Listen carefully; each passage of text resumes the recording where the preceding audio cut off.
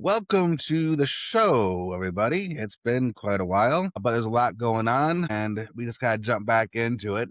The Lions had their draft, and that's kind of what the focus is going to be today. Now, I know it's Tuesday. The draft's been over for a couple days, but this is the first chance we've had to kind of do anything about it and say anything about it. And I just know everybody out there is dying to hear what we have to say, right? Absolutely.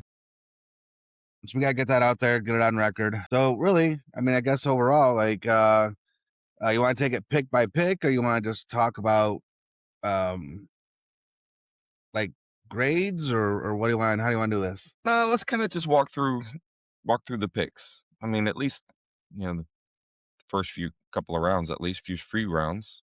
All right. Well, it's obviously, before we talk about the picks, I just want to put it this way: as we're walking through this pick by pick, I think we're going to see that this was kind of an unusual draft for them, in that they drafted more for need than best player available, I believe, on this one. So with that being said, the very first pick was Blake Miller, tackle. He's came out of Clemson. Played a lot of games, I think, and he's only missed one practice his entire career. Like, that's the only thing he's ever missed, was a practice. Played every game. Every snap. 54 games. And and he played 3,778 snaps. And one thing we know about the Lions and what they look for production in games. Yes. They don't look so much for the draft or the combine, is what I meant. They don't put too much into that. It could sway their opinion if there's a couple players that are pretty close, but overall, they just want to see production on the field, and they don't care about the numbers. Because the thing about we've talked about this, at least about the combine, right? You've got these guys that they prep so hard for the combine, and when they get out there, they're like this super explosive player, right? Right.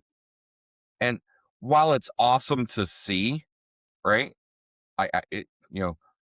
Receivers that bench press 225 the way they do, or a linebacker run a 40 at the pace that, you know what I mean? Like, those numbers are super exciting, but does the combine technically translate to on the field? No. Right? It's not. It's a dog and pony show. Yeah, more or less. Right? And not that they're super athletes, every single one of them. So I don't want to take that away from any of them. Right? Yeah. But in the end, it's just, you're out there to show what you can do. I think the most important thing that teams do, is just interview players. Right? Like, to me, that's the most important part of the combine. Well, I think it's as far as the combine goes, I think you're right. That's the most important part of the combine. And they can ask and test players, find out what their mental aptitude is towards football, and kind of get a feel for what their overall personality is. If they feel they're going to be a good fit for the locker room, if they feel they're going to be a liability, when they're not being controlled by the team, during the season, like what are you going to do during the off season. Yeah, like I 100% agree that's the most important thing. But it is, as far as a fan goes, it's fun to watch the combine, because again, they're super athletes, how fast guys run, how high they can jump, how many times they can bench press to 25. It's all like amazing to watch. But and that's why we watch it. That's why we watch it, right? Because it is exciting to watch. But there were some teams, especially in the past, the Raiders put a lot of stock into the combine, and they draft the fastest guy. They drafted Marcus Russell because he had the strongest arm, right? Like, and look where that got them. Really, nowhere. Like, it was all just really, really bad. Yeah, absolutely. So you can say the Raiders, because the Raiders have done it, I think, the most consistently. I think so. Right? I think so. Yeah. So here's the thing about this, right? Of course, first pick of the draft for the Lions, and it already had a little bit of controversy. A lot of people didn't like the pick. They wanted other tackles that were on the board still. I think, was Freely still on the board? Was it Freeling? Forget the guy. Yeah. But anyway, go ahead. I think I know who you're talking about. Yeah. And that's who most people had wanted. But here's the thing between these two, right? He had 1 year of starting, for experience, and so you got 1 year versus what, 54 career games over 4 years. Like, Yeah, Like, that's experience, right? And that's what they wanted, absolutely. and the difference too is what I what I think people kind of forgot at the beginning. I think people are understanding it a little bit more now that they had time to soak it all in and have a little more understanding about what this pick actually means. But with this guy being a right tackle, that means that Sewell is going over to left tackle. So you pretty much Correct. have the best left tackle in the game just because of this pick, right? So, I mean, how can you be upset by getting the best left tackle in the game? That's essentially what this does for us. And now we got kind of a rookie at right tackle. So Right. to But me, a I'm rookie just sitting with here thinking, he's a rookie with a lot of experience at a high level, right? well, yes, and on top of that, um he's already communicated with Goff. I seen a little something he sent to Goff, and it was basically like, um, well, basically like, I will protect you. I'll be there. I'll always be in front of you. And Yeah. that whole like mentality thing, right? Of Yeah. being the protector. He's like, I I mean, look, got your it's good to front see. because he doesn't got his It's good to back see. because that's Sewell. That's Sewell now. Yeah. But Yeah. yeah, And that was a it's big part, right? Like going into the draft when Taylor Decker retired, that was a big that hurts, right? Because sure. just the year before we lost probably one of the best centers in Frank Ragnow, right? And then the next year you're losing Taylor Decker, who has been a staple at the left tackle position, right? Right. Those are really core pieces of your offensive line, right? Somebody who can run your offense from the center and the blind side block. That's tough. It's gonna be tough, but I think they kind of filled the hole pretty good. And really what I like what they did too is they had Borum that they signed. Hmm. And I think everybody knew that when they signed Borum, he wasn't really gonna be the starter. He was gonna be more of a backup. That wasn't the plan from the start. But I think when you look at him now as a backup to either Sewell or the rookie here, for some reason I'm blanking on his name, but Like Miller. Miller, yeah. Yep. That you feel a lot more comfortable about that signing now, right? Like he's definitely an acceptable backup in my opinion. So like, someone goes down, hopefully it's not going to be for long, Yeah. and you kind of and you Yeah. kind of would say I can lean on Borum for a couple games if I had to. Like, Yeah. So and that you're sounds right. better than Yeah. he's a starter. He's the guy. So I agree. You have that you brought in a veteran guy who has played snaps at right tackle, who can, if the rookie is the guy, it's going to be the guy at right tackle to start the season. At least he's got some uh, a veteran presence there. I mean, Panay Sewell played right tackle since he came in, right? I mean, he's played a little bit of left tackle, When Decker but was hurt, he played some left tackle, yeah. yep. So it's not like there's not that veteran piece that's going to help this kid out, right? Well, Sewell's now a veteran now too. I mean, he's what? Sewell's been in the league 4 years Four and or has been five, all right? pro. I think it's four Yeah. years. And Yep. he's been a Pro Bowl all 4 years, I believe, and then first team All Pro 3. But he was selected in 2021. Yep. Oh yeah, yeah, yeah. There it is. Yep. First Yeah, round pick, yeah, 4 years then, 2021. right? Yep. This would In be my his fifth school, season, be his fifth season. Yeah, right? right. Okay, Because he was selected that's how I'm looking 2021, at it. started 21. Yeah, yeah. Beat his fifth season. This be his fifth So, season. Yeah, but yeah, so I like the pick. I like that the kid's got experience. He plays at Clemson. You know, I know Georgia had a tackle that they were looking at. I think, you know, there was another tackle. I think this guy he was like 6'8", but I just felt like if you looked at the draft, there was a lot of tackles, a lot of edge that were taken, right?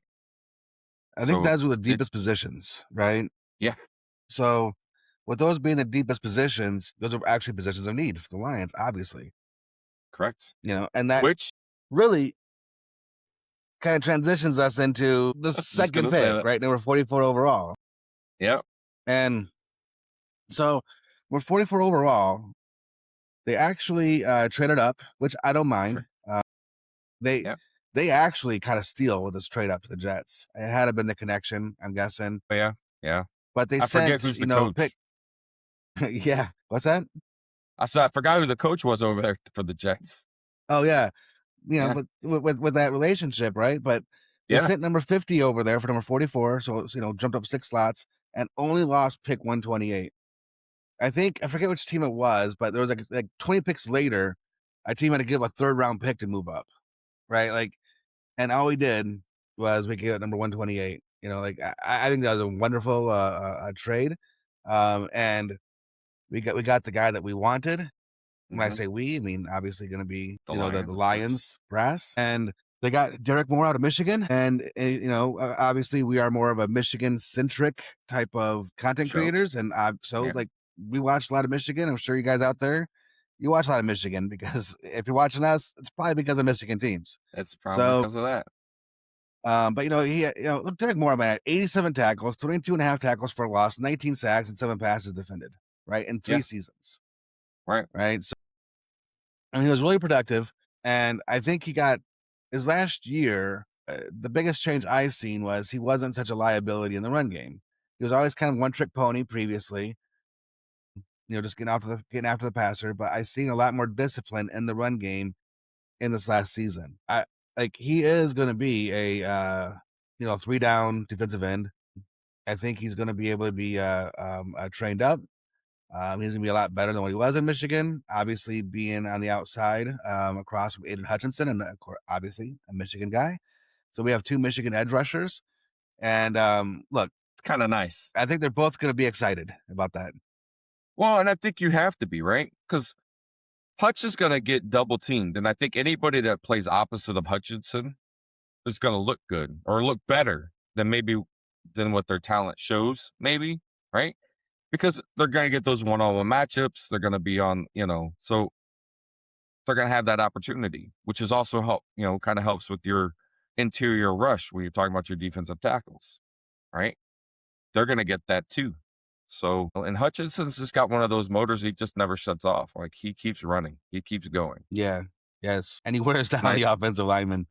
yeah, he does. So I was Yeah, excited about the pick as a Michigan guy, huge, big supporter of Michigan. I love the pick, right?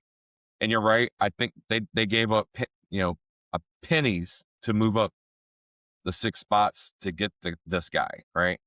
And I just think he fits, like size wise, he fits what the Lions were looking for. He's going to be, again, I think you're right. He got better in the run. And, when he played 3 seasons at Michigan, I mean, again, I like this pick just like the other one, right? Like I think for the first 2 picks, they kind of knocked it out of the park, and this is kind of what I was saying, where they drafted more for need because the 2 biggest needs for the Lions was offensive line, defensive line, and we boom, right, first 2 picks. first Now two again, picks. it kind of hit perfectly due to it was heavy on talent and for the offensive tackles, offensive line in general, and defensive ends, but still like it, Perfect it was it storm. was kind of perfect timing, got Yeah, everything that we needed. So I like that. And so you can still make the argument, and I'm sure Brad Holmes would, that it was still best player available. sure. It just happens to be best player available for them, happen to be a need for them as well. And you could play that off all you want, but in the end, we knew that we needed somebody that was going to be able to play opposite Aiden Hutchinson But and yeah, help and get after it on the rush. we've been trying to come up with like, okay, who can we get to trade for? Max Crosby or something, right? Like, I mean, Right, everybody's been right. trying to do that. Like, Yeah, it just hasn't, and everybody they signed were just these, 1 year replacement players, that you knew aren't going to stick with the team. A lot of time, often injured, and just don't know what they're going to, have in the tank. But what I like about this pick again, it's not just that this guy is a pass rusher, right? Like James Houston, that's a one trick pony, man. Like all he does is rush the passer. Like and he did and last year he did have with I think the Cowboys, he did have like a number of sacks, and and hey, put each other on the third down. That's what they want you to do is act, and he did. Whatever, that's fine. But I like the fact that Derek Moore is more than just that. yeah, yeah. And not to take it away from James Houston because you're playing at the NFL level, but it was the Cowboys, and the Cowboys gave up their offense. It was not good. It was not good. But anyway, So yeah, kind of moving on, right? Like yeah, Lions didn't have a third round pick because they used it last year to trade up for Tesla. Tesla. La. So then I have another pick to round 4. Now, this is probably the most controversial pick that I've seen people, kind of debating about. And it was really unusual because Lions went back-to-back Michigan players. And out of nowhere, with the 118th pick, they drafted Jimmy Rolder, linebacker. And, and this is what was here's what's interesting to me, though, because Rolder only started 1 year, right? Like, But you had to think about the talent he was sitting behind. I understand. I Yeah, get yeah, it. yeah. I get it. Okay. But still, And that's not he did play some, played some snaps. But anyway, go ahead. Go it's ahead. just not the 1 year. Lions' MO, is all I'm saying. It It's not is the Lions' not the MO. Lions MO. No. But so here's what Rolder had to say about it, though, right? When they asked about only started 1 year, and Rolder said, "I just had that 1 year starting, and as I was playing, I was just playing with more and more confidence each week, and I think the ceiling is way, way high now, and I'm just excited for the opportunity to take it next level and really just keep working on things, getting more technically sound, and just continue my craft." Right? So, I mean, Guy that wants to come out and work. anybody can say the right things, but it's nice to see them say the right things when he just gets drafted, right? Like, I mean, Absolutely.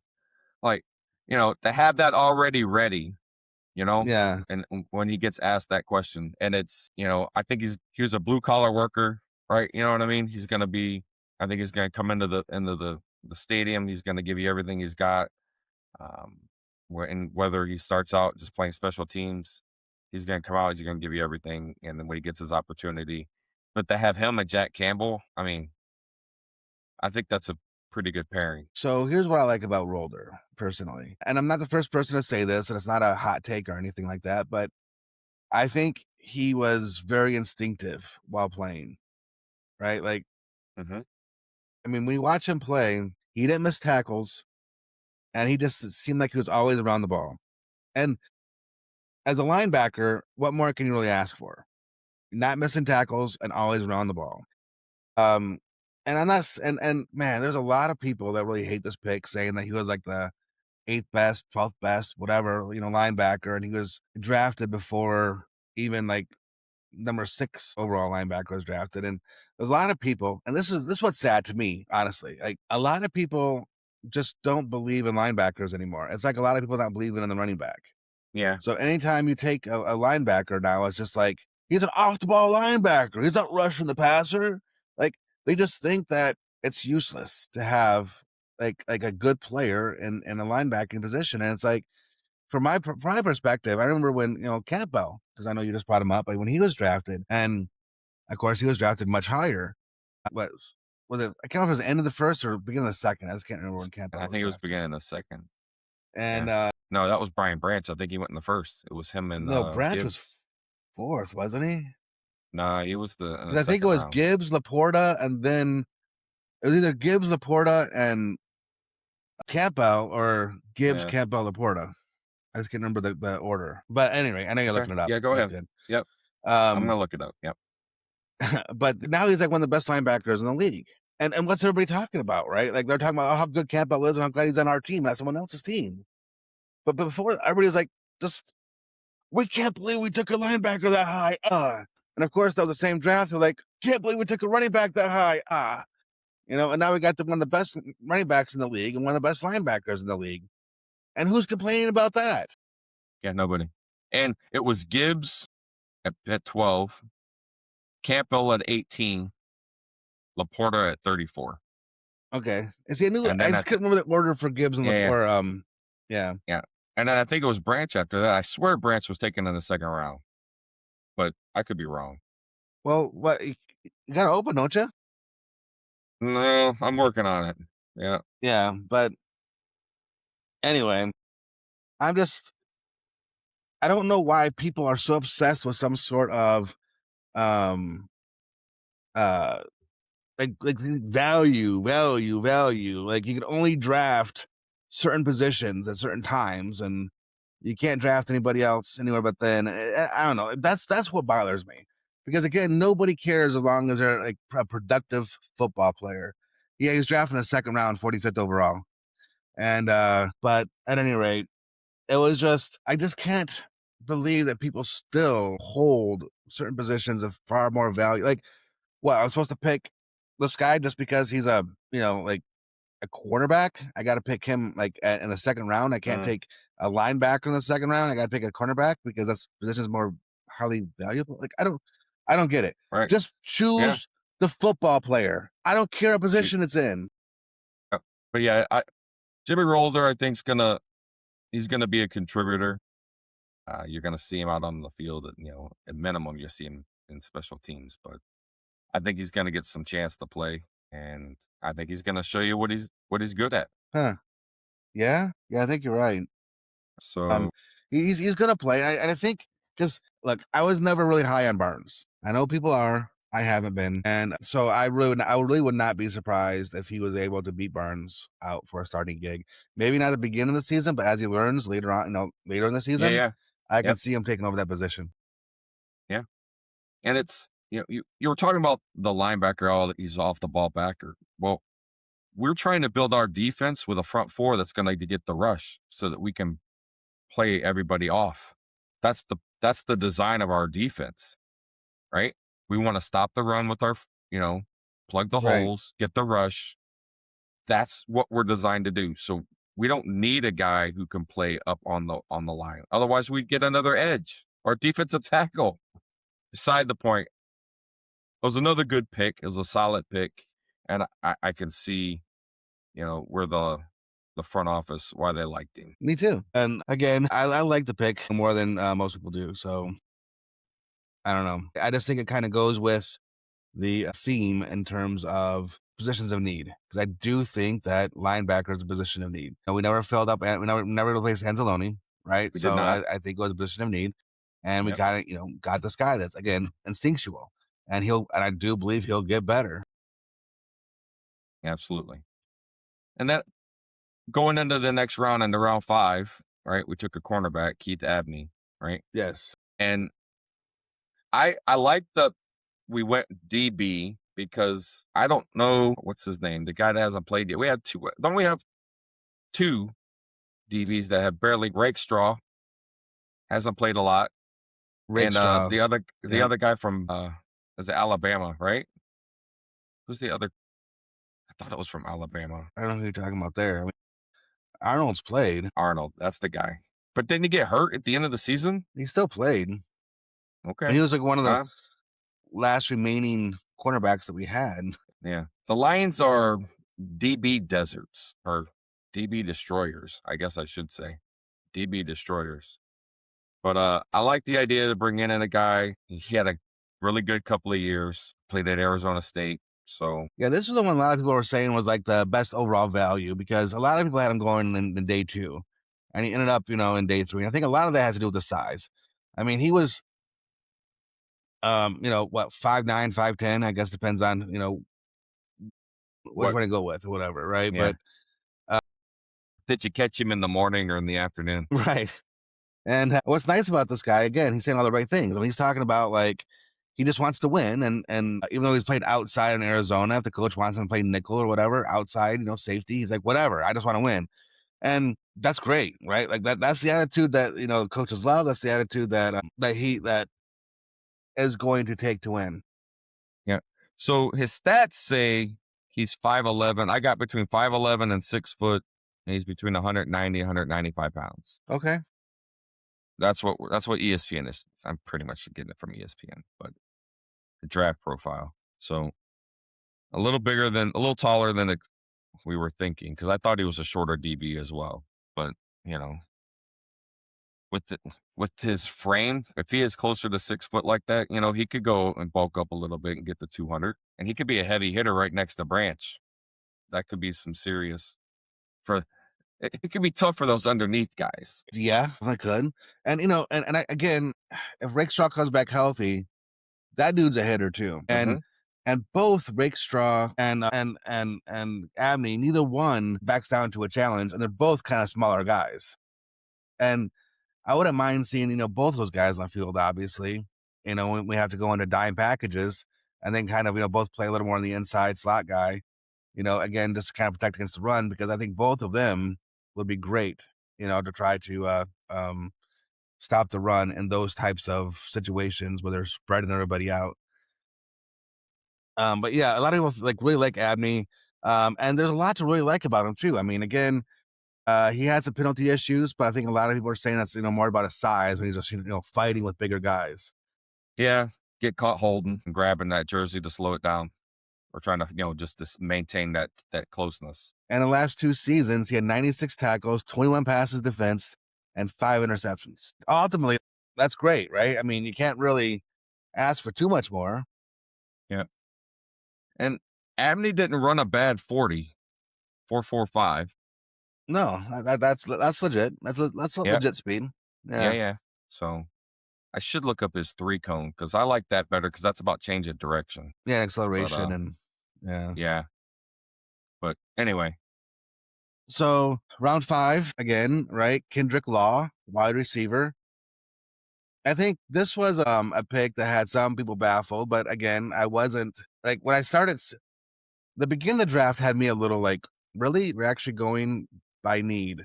But by this point in time, I'm just like, yeah, a wide receiver doesn't really surprise me because I mean we had to replace who we lost, and they you know, actually traded up to I, get him. yeah, and I think Tesla is. I think he's going to be like the guy. If you get it to him, he's going to catch it. We know that, right? Like Yep, the guy does he's got not drop a solid ball, hands, right? right? So, and obviously, you know what you got, and Amon-Ra St. Brown because the Sun God is just fantastic, right? But you still need that third guy, right? You need that third receiver, and I think So, this but guy's going to fit that again, bill. here's the problem that we're going to run into, just like we a lot of teams do, is we run so much. There's only so many passes to go around, and of course, the running back, he's going to get his share of catches. So now He you're is, talking about trying to divide up Amon-Ra St. Brown, Jamison Williams, Tesla, potential Kendrick Law, and yeah. your tight end, right? Like, I I mean, forgot because about Laporta's Jamo legit. Laporta's a legit pass catcher. So I mean, all in all, like, how many balls can we really realistically expect these guys to get? But I mean, because we look, know he's we don't want golf to throw more than 30 times in a game. right, Right? right. We Because when don't. if he's throwing 30 times more than 30 times in a game, we typically lose that game. We do. So if we can get 25 receptions, how are we going to split them up? 5 going Correct. to Gibbs on screens and other small stuff like that is probably what's going to happen. At least 5, 25. That leaves you 20 more, right? So what? Amon-Ra St. Brown catch between 5 7, to 8. 7, right? Say Jam 7, Jamo's gonna catch 4 or 5, right? right? So say 4, so that's 11. We got 9 Yeah. more. Yeah. So So Tesla will catch 3, yeah. And then Laporta, he's gonna be probably 5 to 7, I think, because of he's but then we're the already over our mark. yeah, right. We had 4 left, right? So So anyway, it's tough. It's tough, but you got to keep building those out because I think at some point the Lions are gonna run into a situation where they can't pay their draft picks, and we're gonna have to let them go. we're coming to that really quick on a lot, and that's been a lot of conversation regarding Laporta. Yeah, Like, yeah. are we About yeah. yeah. Do we We trade can him we and can get trade him something out of now, it? get some high draft picks for him, and because he's probably gonna be the odd man out as far as who's not gonna get paid. Yeah, and it's So so it'll be interesting to see because they've had such great draft classes. That's the problem, right? The yeah, Lions all the drafted talent. so well those couple of years, those few years, that there's all those players blossomed and they deserve to get paid because of they they earn it. They earn it. So, but at some point you run out of money. The salary cap only goes up so much every year, right? Yeah. So, like who you got to pick and choose, and it's not about we don't like you, we don't love you, we don't want you to be here. It's just we're going to be able to offer you this, and someone else is going to double it. So here's what's interesting for the last 2 picks, right? Pick 6, pick 7, 205th, 222nd. For the 6th round pick, they pick Skylar Gill Howard, a defensive Yeah. lineman. Yep. Right? He's at Texas Tech. He's kind of a tweener, right? Like he's um we might be able to slide him inside to play some inside. He might be able to play some outside. Like this guy's a little tweener. And but what one thing that they talked about a lot, Holmes talked a lot about this guy was his motor. just relentless, 100 miles an hour all the time, never letting up. But honestly, I don't know much about Skylar Gilhour than just that personally. Yeah. I thought this was the guy they said had really, really good hands. Basically because like his size wise, like he had to be able to get his hands in and be able to use that to block to get the offensive player off of him so he can make a play. So to me, that sounds kind of like he's a wrestler because Mm. I would think wrestlers would make great offensive linemen or defensive linemen. But yeah, so and I thought both of these guys were kind of undersized for their position. The last two picks. Yeah, because the last one was round 7, Tyre West. He's out of Tennessee, again, defensive lineman. He was a heavily rotated guy, right? So he was never that the guy. He was rotated a lot.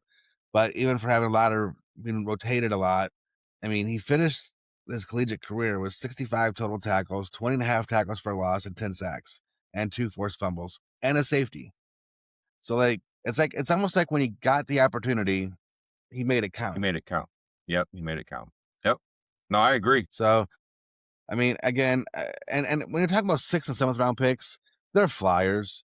You just pick someone that you hope that they can develop, right? You're not expected to play any at all. You just hope that they can develop into something. And so they're kind of throwaway picks. I'm not going to sit there and judge the Lions on pick 6 and 7 when it's just, developmental picks. Yeah. Yeah. So I know we've been talking about the Lions. I think overall, I think they drafted really well. They did.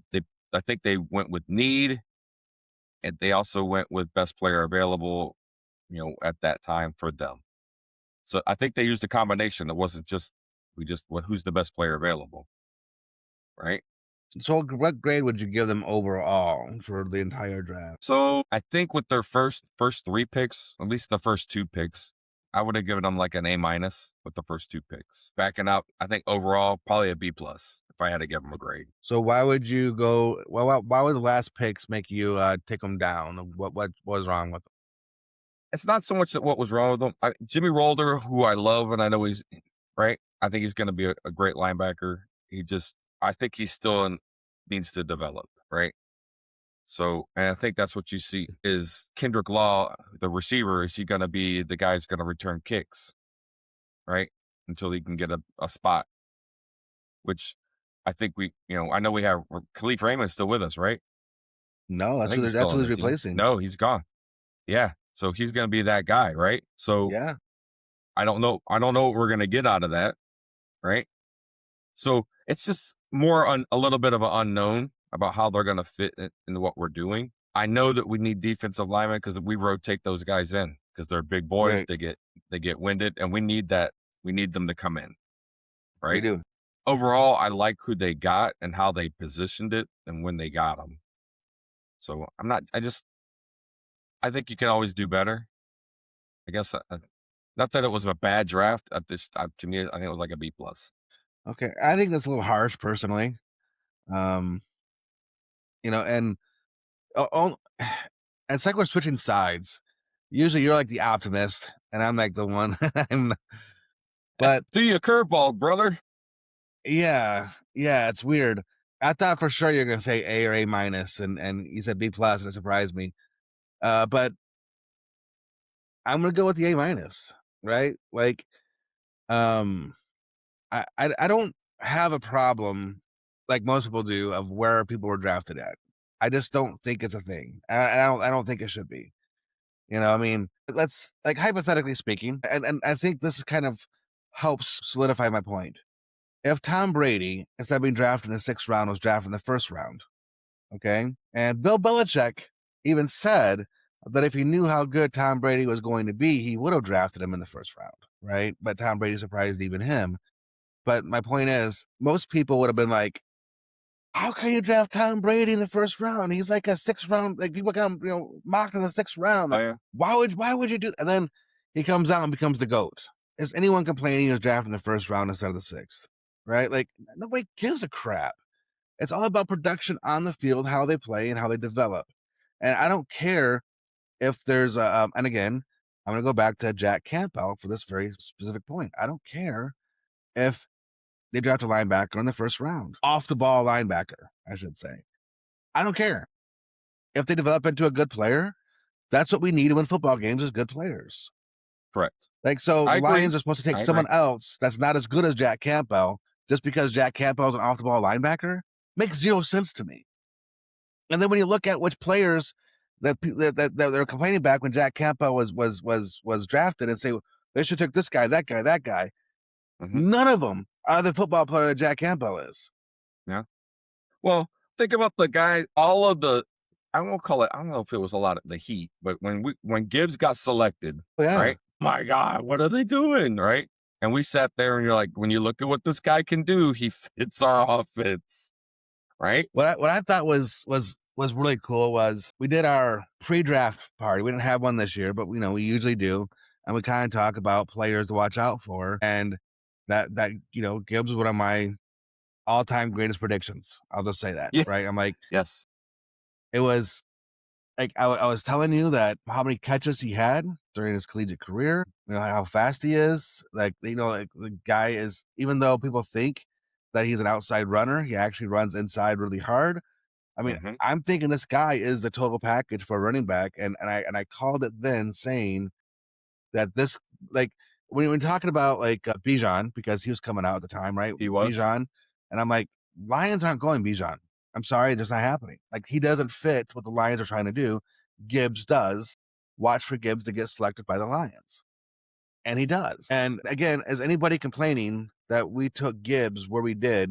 No, no one's complaining Mm-mm. about that now because again, No. he's such a good football player. So people need to get this.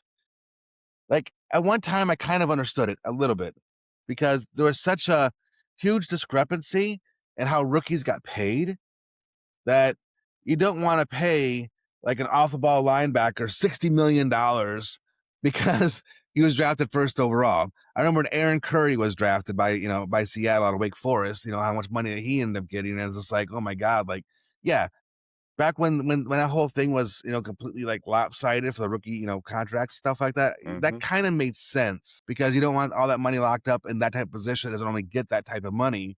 But Correct. we're not there now. That's not what No. we're doing. So I think people still have that way of thinking when they shouldn't. Yeah. So I'm gonna mention this because you kind of mentioned about your prediction. This is a different sport about the player. So you pick Gibbs because you just felt it, right? Yes. Well, there's another guy who plays in Detroit and must play baseball. Hmm. And I just think a couple of minutes. Kevin McGonigle having a great, great season as a rookie. And Yes, he is. if anybody wants to doubt that my brother, how he talked about what Kevin McGonigle could be and being one of the best ball hitters, right? You can go back because we've talked about it a lot for For the last years. couple of years, right? While he was coming up through the minors. And now, while he'll even admit that he did not predict that this was going to be the beginning of the season he was going to have. I Right? did not think We weren't so. even we didn't even think he was going to be on the opening day roster, right? We thought he was, he'd be in AAA and he'd be coming up, right? Right. But not be on the opening day roster. And here we are, 6 games in, 27 games in, and he's I think that's what 29. we're at, right? Maybe 29. we're a little more than that. I think we're But 29 games. yep. Okay. So here we are this far, you know, he I think he's batting over 300. I mean, I'll let you get I'm gonna give it Yeah. to you. I'll let you give it up because this guy, my brother, has an eye for talent. Well, with Kevin McGonigle, when he was drafted by the Tigers initially, that was one of the first things I said was like, I was impressed they got him. That was I didn't think they were going to be able to get him, and then if they did draft him, I wasn't sure they're going to be assign him. But because they drafted Max Clark instead, and Max Clark took less money, we're able to get McGonigle. It all worked out, right? Yes. That's great. One more thing is if you go back to last year's preseason, I stated if you have the ability to watch any minor league games this year, watch McGonigle because he's the best pure hitter in all the minor leagues, right? And that was for the 2025 baseball season when he was still Yes. in minor leagues and stuff. But yeah, so brother's right. I do not expect McGonagall to be this explosive this soon. Obviously, I'm glad to be wrong about that. That's the one thing I'm Yeah. glad to be wrong about is that. Right, right. Like, I think I even mentioned in one of our podcasts, like in March, something like that we had, that I'm afraid that, if McGonagall comes up too early, um, that he'll end up being like he might lose his confidence. Anybody who plays baseball knows it's a very, big mental game. And I was afraid he was going to lose his confidence if he doesn't do well early on, doesn't produce Yeah. early on, Because and we've he talked might about be sent back down.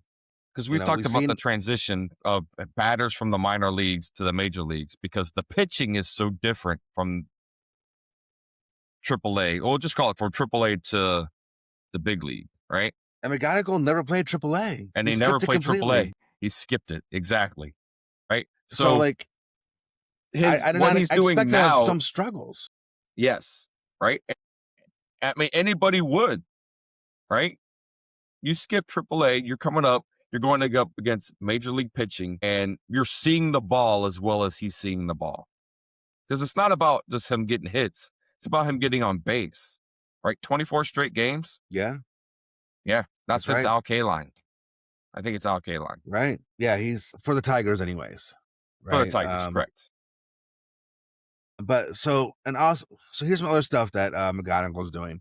This is where he ranks for all of American League rookies. Okay. Runs, he's number one. He scored 22 runs. Batting average, he's number one. Batting average is 330. It's the highest in the team, even. I think the second highest is Green at 301. On base percentage, 423. That is an amazing on base percentage because the dude walks. He gets on Yes, base. yes, WOBA, 419. X WOBA, 423. Both number one, right? WRC plus, 165, number one. F WAR, 1.5, number one. Hits, 35 hits, number one. Doubles, 11 doubles, number one. yeah, Ops, yeah, he has an ops of a 951, number one, right? Like, this guy is seriously, like, we have to say, oh man, it's a long year, right? Long year for baseball. But oh yeah, yeah, I mean, the stuff that he's doing, you have to look and say he's currently the early favorite for Rookie of the Year, which is great because if he does get it, that gives Tigers an extra draft pick in the end of the first end of round one, yeah, right? Like, yeah, anyways, but McGonagall has already made his presence felt. There's been yes, multiple games he's coming in, get base hits to tie yep, or win the game, yep, right? Like, McGonagall has been the guy. He's also made a couple really good plays at shortstop. There was a lot of questions. yep. I was And one of them, whether or at not he was third going to stick at base, short. yep. And he did a couple. He had that huge throw from I don't know if it was in the minors or not the minor spring training or if it was regular season, but he made that throw. He was going obviously to his right, snagged that ball, turn and gun that thing to first base from third. I Got mean, him. and yeah. So Yeah, not just offensively has he been good, but he's been good on the defensive side as well. he's been good on the defensive side. You have to give that to him too, and which is incredible. Like, but look, McGonagall is an amazing young talent, and there's going to be like he actually signed a contract extension already, which was nice. So we have him for like 8 years or something like that without having Yeah. to worry about it Right. again. Yeah. He's going to be 30 or something, right? Before he is Yeah, a it free was agent. something like that. I just couldn't Yeah. remember exactly what it was. But look, I'm glad he signed a contract. McGonagall's going to be the face of the franchise. One of the guys I was sort of wrong on was Riley Green. I thought Riley Green, back when he got promoted, was going to be the face of the franchise. He's just been striking out, not getting on base too much. But he had like 36 or 37 home runs last year. Oh, excuse me, Bless you. sorry. If he's able to, you know, strike out less, get on base more, um, having Riley Green and McGonagall in the lineup is going to be like amazing. Like, those two Yes. guys at the top of the lineup. McGonagall already has 2 WAR, so He's on pace for something like 8.5 WAR. Like as a rookie, 8.5 WAR. I don't think people understand what 8.5 WAR actually represents. Right? Like, when you look at let's take Aaron Judge. Yep. Okay. Okay. So Aaron Judge last year in 2025, what do you think his WAR was? Didn't he lead in homers for a while? Was it last Well, yeah, year? Yeah, I'd say he's probably had to be an 8. I'd give him an 8, he was 9.7. 9.7. Okay. Right. So, but you're talking about one of the greatest hitters that people, when they talk about the greatest hitters right now, like Aaron Judge is top tier. He's one of the, he's right there saying one of the best, because he hit 331 last year with 53 home runs and 9.7 WAR. Yeah. The guy goes on That's pace for ridiculous. 8.5. To hit that many home runs, I'm sorry, but to hit that many home runs and still have that high a batting average, that takes me back to some older hitters. Well, he had an on base percentage of 457, and he was walked 124 times. Right? Like again, that's just him. If you want to look at, my favorite player in the game today, Otani. Otani last year had a WAR of 6.6. Okay. Was that over? Well, do they give him a WAR as a hitter or as a pitcher, or is it a Both. combination? He accumulates WAR as Okay. both, Okay. but he didn't really pitch last year. Okay. No, I So mean, I'm just trying yeah. to. I want to make sure I understood. I didn't know if he'd get two numbers, one for on the offensive side, one for the defensive side. And Bo Bichette, let's compare him to one more player, Bo Bichette. Bo Bichette had a great year last year. He had like 200 hits. You're pretty close to it. But his WAR for Bo Bichette, 3.5. And McGonigle's on pace for 8.5, Hey, double the WAR of Bo Bichette. Even though Bo Bichette a 311 average, right? Like this is what we're yeah, talking about, guys. He's gonna he is. be not Yeah. just a good player for a rookie, but he is a good player for baseball. Yes. You can compare him against the best. Like when, yeah, it is nice to see, right? When they get a young player that's just doing what he's doing. Vladimir Guerrero Jr. had a 4.6 WAR last year. I'm just trying to think of players. Yeah. It doesn't matter. Ooh, Gunnar Henderson. Right, Gunnar Henderson, one of the league's youngest, brightest potential players. Right, last year in 25 had a 5.3 WAR. I don't know. Like I don't know what more to like. If you aren't convinced now, I don't know what more I can do to convince you. Right. Like, McGonigle is one of the best young baseball players right now. It's early on, but I mean, you don't do what he's doing when you're not good and just getting lucky. Like no one's that Yes. lucky. No. So like, No. yeah. Anyway, Because if that's luck, he should play the lottery. what kind of Just already saying. did? He got signed. He did. That's true. That's true. But no, because it's just unusual, right? To see a Yeah. player one skip AAA and being as productive as he is, even if he was struggling a little bit, he's still being productive as he is, right? Yep. What I like to see is what they're gonna do with Max Clark. So since Max Clark has been in AAA, he's batting over 300. He's like leading the league in basically everything, doubles and WRC plus, just whatever. Like the guy is basically just absolutely crushing it right now. Whenever they decide to um, promote him, like he's got a 305 average, a 382 on base percentage. He has 13 walks to 14 strikeouts. He's seeing the ball good. He's got one home run, which we know Max Clark's not a home run hitter, but he's got 9 doubles, 1 triple, right? Like, Yeah, you can I get around mean, the bags. so if because we will at some point bring Max Clark up this year, Yeah, and oh when it yeah, happens, and you have Max Clark continues to produce in the pros like he's doing in the triple A's, and you got 2 young players between Max Clark and McGonigle that's able to get on base, produce, and they can both run the bases really good.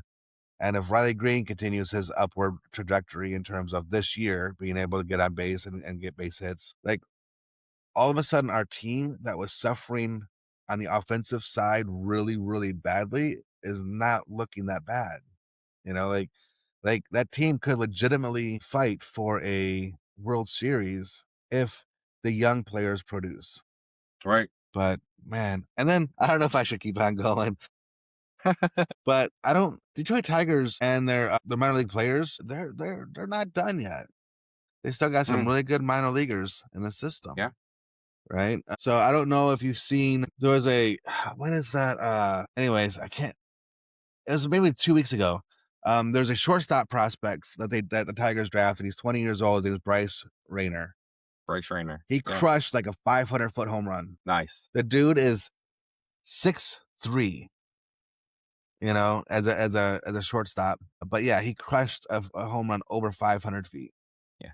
There's nothing short about that shortstop. Nope, nope, nope, definitely not, definitely not. Not not. So if he sticks it short, McGonagall goes to play second or third, right? I assume he plays second more than I likely. think McGonigle's a much better second baseman. Yeah, And then Rayner's Max legit Clark. shortstop, but Rayner could probably also play third if he needed to. Yeah. So if you're talking up the middle, these are the guys you're always talking about, right? Right up the middle. Got Dingler at catcher, right? You'd have Who's one of the Bryce best Rainer. catchers in the game, by the way. He's so underrated. Yeah. He is criminally underrated. Dingler, man, that's another rant I want to go on. So then you'd have Rainer and McGonagall second and short, and you put Max Clark in center, right? Yes, Like yes, that young up the foursome middle. up the middle, right? And Yeah. you know, yeah, that's talk about a nice looking lineup. So Dingler might be the greatest Tigers catcher of my lifetime. Okay. Now, I don't know You, if you remember me saying this or not. I hated the fact they kept Dingler in the minor leagues for so long. I wanted Dingler brought up. I didn't like our catching core, the two guys we had. I thought Dingler was be better than him, but they kept Dingler down in the minors for so long. Now, maybe it really overall helped him, right? But you're talking about as a catcher who is one of the best defensive catchers in the entire game. He won a Gold Glove last year.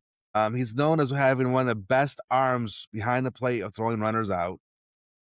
Like so he is a great defensive catcher. But now all of a sudden you got a defensive catcher that has 5 home runs, 19 RBIs, and his on base percentage is 319 and a slugging 464. Ops just shy of 800. And Ops Plus that measures him against the normal hitters from all different positions is a 114 plus. So he's 14% better than the average hitter as a catcher. Like he is one of the best catchers in the game right now, and nobody gives him the credit. yeah. Wasn't last year his first full year catching? Or did he come up? No, I think it was last year was his first full year. Last year was his first full year. Year before that, he split time with Jake Rogers. Yeah. Yeah. And I thought he came up late though. He didn't come up, he wasn't on the opening roster. I No, I don't don't think he think. was. I think there was a injury in Yeah. the catching position or something like that, and then he or a trade even. I forgot what it was. Yeah. Injury And or a then he stuck trade. around. Because it probably started out as an injury. They called him up. He was playing as well as he was, and they traded the other guy. Yeah, I just don't remember for sure to Yeah. say that, but Anyway, but yeah, it's that foursome up the middle. We got some young pitchers that are, I just the future is bright for the Tigers. that's something else too, dude. You mentioned pitchers. We haven't really seen Jackson Job, right? Because Not, he got injured. Troy yep, Melton, we've seen a little bit last year. He's still coming up, and again, obviously I was high on both. Everybody was high on Jackson Job. Um, but I also think Casey Mize is underrated. yes, I've been a fan of Casey Mize for again ever since he made his debut with the Tigers, and right now he's 2-1 with a 2.51 ERA. Right, like again, I think currently he's the second best pitcher in your rotation. I'm not sold that there's two pitchers better than him. Scooble for sure, but I don't know, but Yeah, it's like I said, the future is bright for the Tigers, and we've talked about the Scooble thing and him getting paid or do we trading, right? And were the Tigers really are they in? Are they trying to win now, or is it gonna be are they still just building out a team and they're gonna use Scooble to get to the next step, right? Another level. So I gotta say this real quick. Sorry, but like going back to Casey Mize, 5 games that he's pitched in. All right. He's allowed 1 run, 0 runs, 1 run, 1 run, and 5 runs. He had that one bad outing against Minnesota. We allowed 5 runs. It was bad all around. He walked 3 people, only had 4 strikeouts. It was a bad outing. Everybody has them, but that was his. But then the other 4 games, he's only allowed 1 or less runs in the other 4 games, and that's over. And that's 6 or more innings pitched in those games as well. Which is what we're Case, looking for.